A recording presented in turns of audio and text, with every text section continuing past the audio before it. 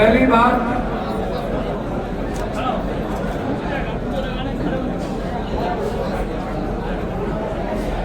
इस देश के मोदी मीडिया और अंधभक्तों ने जितनी गालियां हमारे नेता इस देश के हर जाति धर्म मजहब हर भाषा की आवाज संविधान और लोकतंत्र बचाने की एकमात्र आवाज जो आज इस देश के 140 करोड़ लोगों की उम्मीद बन चुकी है। आजाद हिंदुस्तान के बाद बाबा साहब अम्बेडकर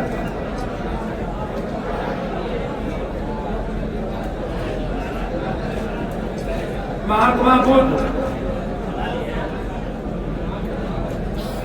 संत रविदास, वाल्मीकि, पेरियार, ज्योतिबा फुले, महात्मा फुले,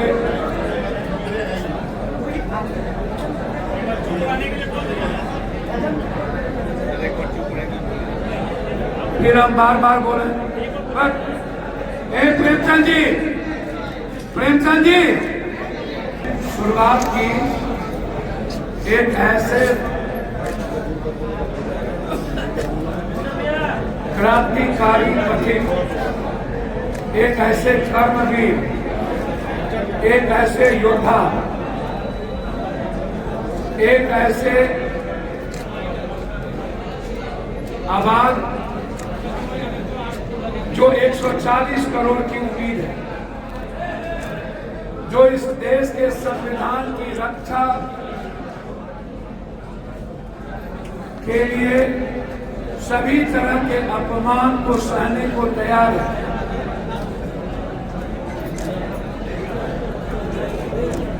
मैं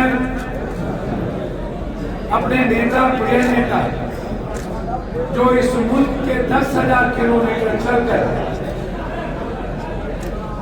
समाज के उस तबके को समझने जानने का प्रयास किया जो मजदूर, जो गरीब, जिनके बारे में कभी बाबा साहब अम्बेडकर सपना देखते थे,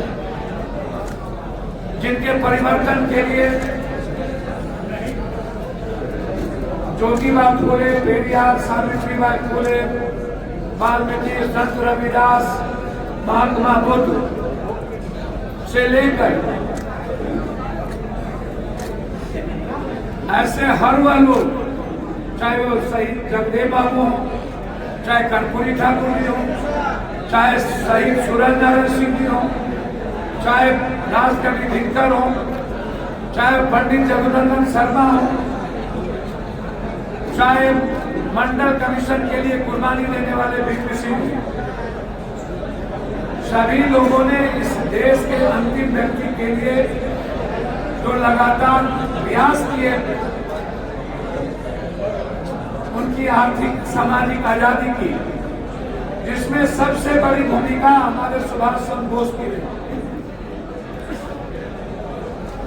और आम आदमी की मिनिमम रिक्वायरमेंट और फंडामेंटल राइट, जिसको ग्रंथ के रूप में इस सदी के महानायक बाबा साहब अम्बेडकर ने जो संविधान बनाया, जिसमें इक्वल जस्टिस और इक्वल फ्रीडम की बात की, उस आवाज को किसी ने बुलंद किया तो वो राहुल गांधी थी। आज देश के हर वर्ग और समुदाय के लोगों ने ये एक्सेप्ट किया, चाहे वो मंडल कमीशन लागू होने के बाद बीजेपी ने उसका सबसे ज्यादा विरोध किया। मनुस्मृति जैसे मुद्दों पर बीजेपी ने जिस तरीके से बाबा साहब अम्बेडकर को अपमानित किया और आज तक सामाजिक व्यवस्था के तहत समाज के सबसे कमजोर गरीब व्यक्ति पर जिस तरीके से उनकी जीवन के अधिकार पर, उनके जीने के तरीके पर, उनकी संस्कृति पर हमला हुआ था और तब एक विचारधारा जन्म ली थी बोल, तब से लेकर के आज तक आजादी के बाद जिस 90% लोगों की भागीदारी नहीं थी, आर्थिक में साझेदारी नहीं थी, हिस्सेदारी नहीं थी, यह सवाल जिसकी जितनी जनसंख्या उतनी भागीदारी आरक्षण में हो, यह सवाल सदियों से उठता रहा है कि हम किसी भी कीमत पर निजी क्षेत्र में आरक्षण हो, किसी भी कीमत पर राजनीतिक हिस्सेदारी हो, किसी भी कीमत पर शैक्षणिक हिस्सेदारी हो, सामाजिक हिस्सेदारी हो। जब बीपी सिंह ने मंडल कमीशन लागू किया तब से लेकर आज तक समाज के लोगों को न्याय नहीं मिली और राहुल गांधी जी के आने के बाद लगातार राहुल गांधी जी इस देश के अंतिम व्यक्ति की हिस्सेदारी की बात कर रहे हैं, अंतिम व्यक्ति की राजनीतिक भागीदारी की बात कर रहे हैं, अंतिम व्यक्ति की साझेदारी की बात कर रहे हैं। और यह एक ही आवाज है, वह है राहुल गांधी जी। और एक ऐसी कांग्रेस पार्टी जो 10,000 किलोमीटर चल के आम आदमी की पार्टी बनाने का प्रयास हमारे नेता राहुल गांधी ने किया। आज एक उम्मीद जगी है इस देश के गरीबों, मजदूरों, किसानों की, महिलाओं की, बेरोजगारों की, पलायन करने वालों की, यदि मुझे आर्थिक आजादी की हिस्सेदारी मिल सकती है तो उसकी आवाज राहुल गांधी, यदि मुझे शैक्षणिक आजादी मिल सकती है तो राहुल गांधी, यदि मुझे राजनीतिक हिस्सेदारी मिल सकती है तो राहुल गांधी। यह सवाल आज बहुत बड़ा है। मैं आपसे एक आग्रह करना चाहता हूं कि इधर यदि बाघ का खाल पहन ले तो शेर नहीं होता।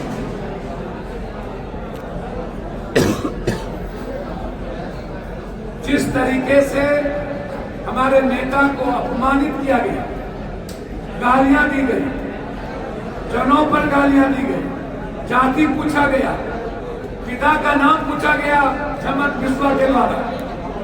अनुराग ठाकुर ने कहा जिसके जात का पता नहीं। वह जो मोदी मीडिया थी, जब नक्सल की बात करते थे राहुल गांधी के बारे में, अर्बन नक्सल, मैं उस मोदी मीडिया से जानना चाहता हूं, उस अंधभक्तों से,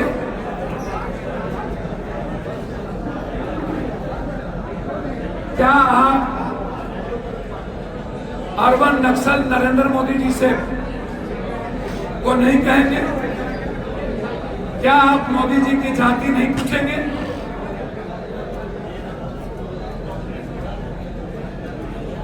जबकि मोदी जी का ये वही जुमलेबाजी है जैसे पाकिस्तान का पानी रोक दिया गया और एक बूंद पानी नहीं रुका, जैसे चुनाव में जुमलेबाजी थी, वैसे ही यह जाति जनगणना मोदी जी की गलतियों को और मोदी जी की 56 इंच की सीना को, जो बिल्कुल ही 5 इंच का सीना नहीं था, उस गलतियों को ढकने के लिए एक नया जुमलेबाजी है, जिसमें उन्होंने कहा कि मैं गणना के साथ जाति का भी नाम पूछूंगा, जाति पूछूंगा।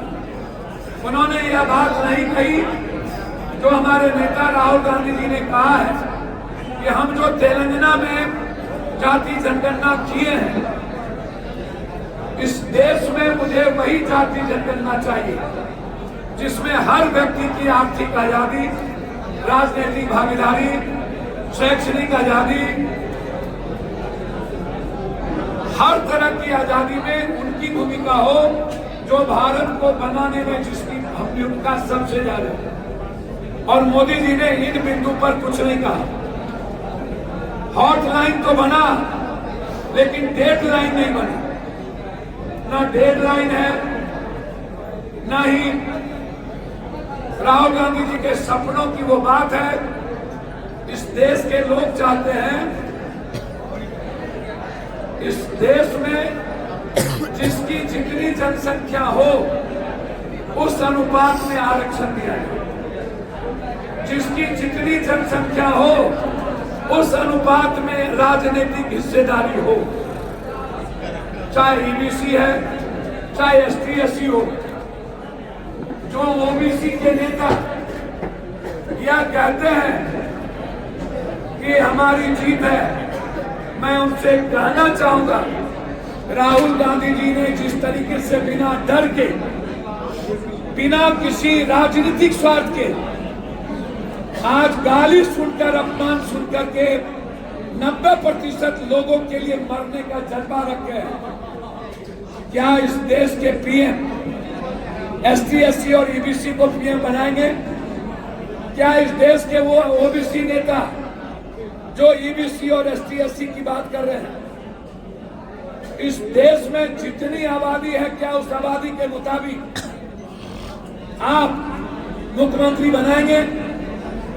यह सोच है मेरे नेता की। सिर्फ पीठ मत थपथपाइए। राहुल गांधी जी ने पहले ही कह दिया हमें बिहार मॉडल नहीं चाहिए। हम बिहार मॉडल में जो हुआ वो सही नहीं है। 3 बार 2 बार यहां, एक बार प्रेस कॉन्फ्रेंस में उन्होंने कहा जिसको मैंने लागू किया। इसीलिए नरेंद्र मोदी जी ने एक जुमला फेंका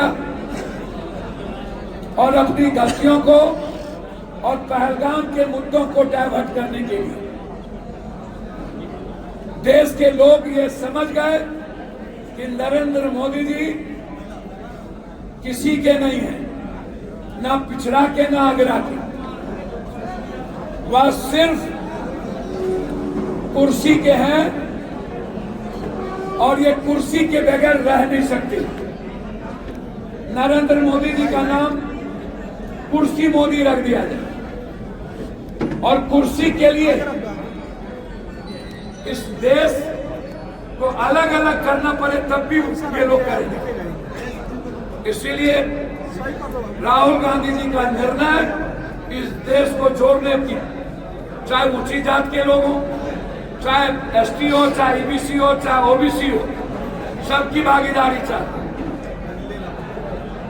दूसरा 43% आरक्षण। मैं जरूर पूछना चाहूंगा नरेंद्र भाई मोदी जी से, क्या आप 43% आरक्षण की वकालत कर रहे हैं? क्या आप 70% निजी क्षेत्र में आरक्षण की वकालत करेंगे? क्या इस देश की जो मैट्रिक और इंटर की हुई लड़कियां हैं जिस जात का, क्या उन्हें निजी क्षेत्र में आरक्षण की आप वकालत करेंगे? यह सोच है राहुल जी की कि हमें लड़कियों को, महिलाओं को सम्मान देना है, उन्हें गरीब नहीं बनाना, मजदूर नहीं बनाना। इसीलिए हम चाहेंगे हर कीमत पर जो निर्णय हमारे नेता ने तेलंगाना में 43% लिया है, वह निर्णय इस देश में मोदी जी आप ले। तीसरी चीज, आज पूरे बिहार के वरिष्ठ नेता, जनप्रतिनिधि जो इस देश के लिए एनडीए को, लोकतंत्र और संविधान के लिए खतरा समझती है, आज उसकी एक बड़ी बैठक हुई। उस बैठक में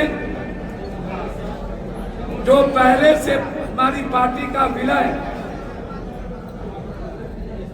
कांग्रेस और हमारे नेता राहुल जी और प्रियंका गांधी के आदेश पर किया गया, आज उसकी सहमति और मुहर के साथ कि कांग्रेस के हर निर्णय के साथ हमारे नेता आदरणीय राहुल गांधी जी का जो भी, हमारे प्रभारी अलारू जी और हमारे प्रदेश अध्यक्ष और कांग्रेस का जो भी निर्णय होगा, एनडीए को इस देश से भगाने में, इस देश की रक्षा के लिए, संविधान के लिए लड़ने में एक अनुशासित सिपाही की तरह आने वाले विधानसभा के चुनाव में पूरी ताकत के साथ हर जिले में हम लोग इंडिया गठबंधन को मजबूत करेंगे। हमारे साथियों ने यह भी निर्णय लिया कि कांग्रेस बिहार में बहुत ही मजबूती के साथ आत्मनिर्भरता के साथ आगे बढ़ रही है। कांग्रेस को ना किसी की सलाह की जरूरत और ना किसी बैसाखी की जरूरत। कांग्रेस हमेशा आत्मनिर्भर होकर के आगे बढ़ा है। कांग्रेस ही एक पार्टी है जो सभी जाति धर्म की भागीदारी की बात करता है। वो बीच में छुरा नहीं भोगेगा। वह विश्वासघात बीजेपी की तरह नहीं करता है। वह बिल्कुल एक आवाज है, वह है देश की आवाज, वह संविधान की आवाज, वह है लोकतंत्र बचाने की आवाज, वह है आर्थिक आजादी की आवाज, वह इस देश के महिलाओं की आवाज, वह इस देश के बेरोजगारों की आवाज, वह इस देश के भ्रष्टाचारी और माफियाओं को खत्म करने की आवाज, वह इस देश के